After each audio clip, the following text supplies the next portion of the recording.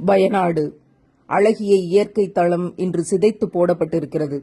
முற்றிலுமாக சிதைக்கப்பட்ட இடங்களை நாம் காணுகிற போது இந்த இடம்தானா அந்த இடம் என்று நினைக்க தோன்றுகிறது.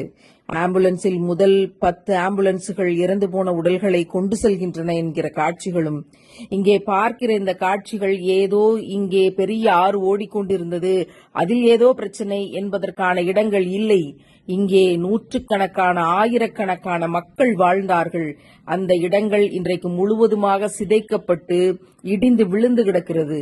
எப்போது நீருக்கு கோபம் வரும், எப்போது அது பொங்கி எழும், எப்போது நம்மை அது அழிக்கும் என்பது நம் கையில் இல்லை என்பதற்கான ஆகப்பெரிய அத்தாட்சிகளாக ஒவ்வொன்றாக ஒவ்வொரு ஊரிலும் நடந்து கொண்டேதான் இருக்கிறது. இப்போது நீரின் பிரவாகம், நிலச்சரிவு, அதன் கொடுமைகள், அதனுடைய காட்சி